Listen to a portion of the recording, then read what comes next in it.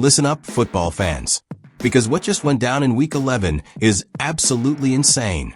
The entire NFL landscape just shifted, and the Philadelphia Eagles are sitting pretty at the center of it all.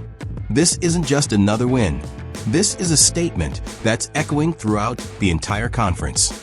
Buckle up, because what I'm about to break down will blow your mind.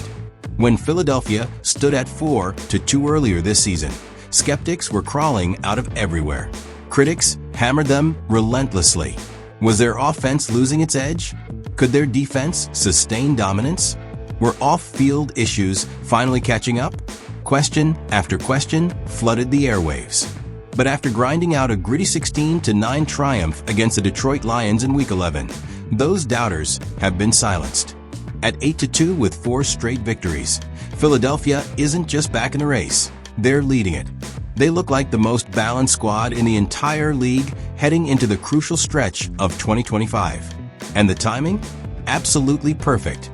Week 11 was practically a gift from the football gods for Philadelphia. Every team that needed to stumble actually fell flat on their faces.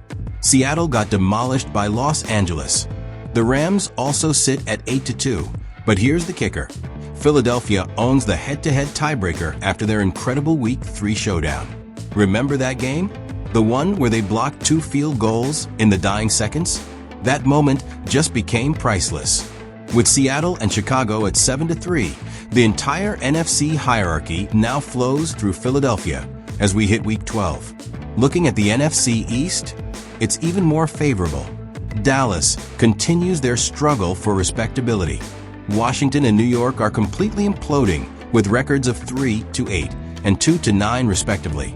Philadelphia enjoys a massive 5-game cushion over Dallas and could mathematically lock up the division crown as early as December.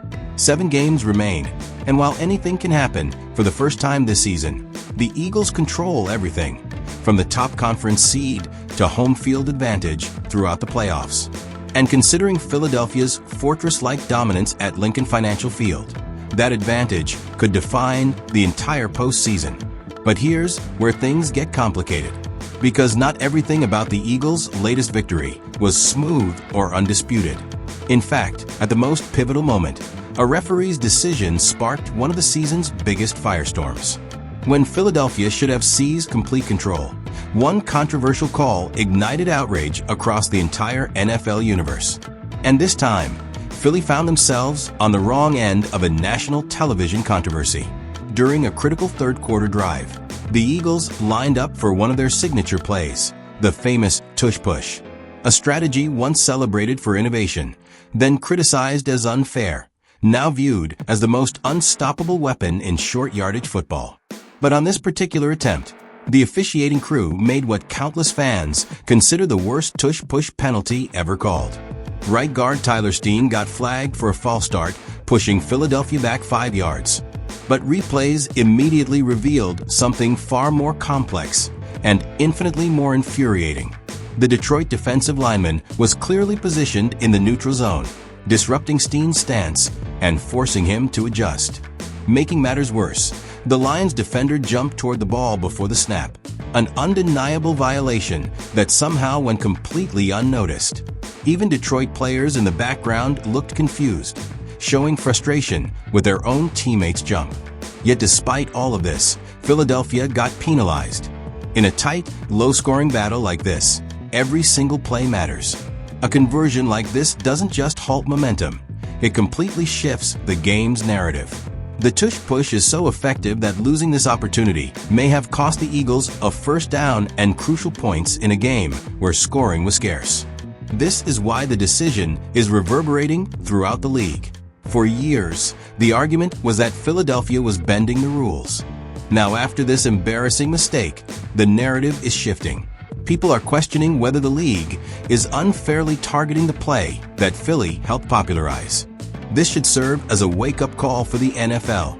The Tush Push debate needs clarity around consistency and fairness. If the Eagles lose a game because of a call like this, the backlash will be enormous. But the officiating wasn't the only concern against Detroit.